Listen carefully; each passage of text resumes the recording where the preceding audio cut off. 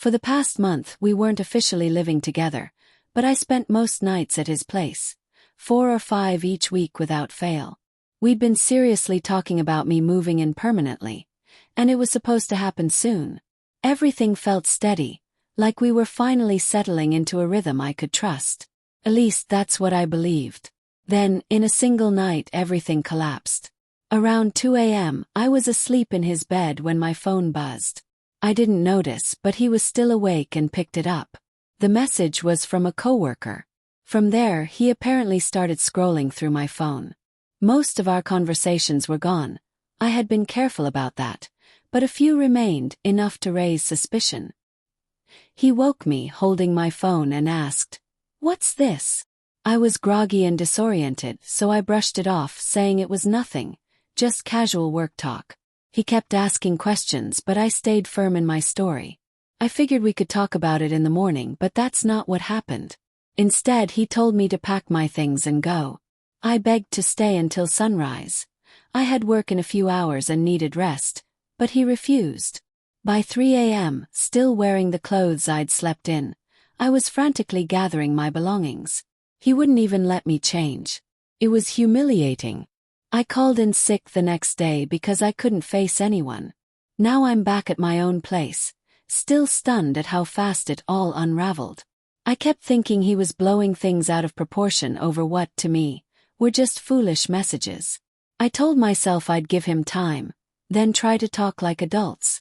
But that wasn't the full truth. 2 months ago, I had grown close to that coworker. We weren't on the same team, but we saw each other often. One night after a group outing, we ended up at his apartment. Another night, we hooked up in my car after working late. Both happened in the same week, and then it ended.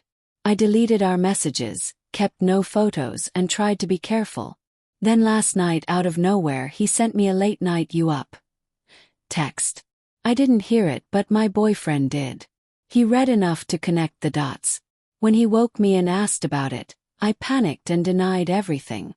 I told him he was imagining things, being ridiculous. I didn't confess. He didn't shout or argue. He just told me to leave. So I did, heartbroken, grabbing what I could, still in the same clothes. Later, I texted him to apologize and ask to talk. He read it but didn't reply. Full day passed in silence.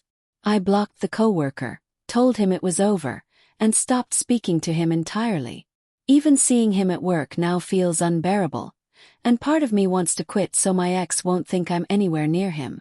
We had been serious. He'd hinted at moving in together and even joked about rings. I thought it was light-hearted, but now I wonder if he was serious. Maybe he'd already bought one. I'll never know. This morning, I woke to a message from him.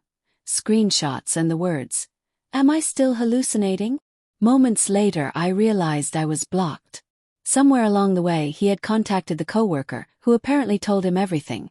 The truth, the dates, the places, even awful things I'd said about feeling obligated in the relationship and just going through the motions until things balanced out.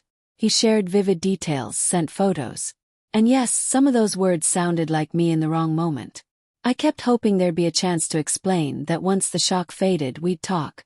Maybe not to fix things immediately, but at least to have a conversation.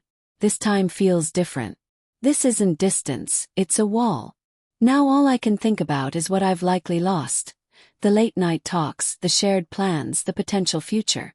It's a strange kind of grief, mourning something that lived partly in my imagination, but also in reality. Being thrown out in the middle of the night without the chance to gather myself is something that will stay with me. People might say I deserved it, and maybe they're right. But knowing that doesn't make it less jarring or painful.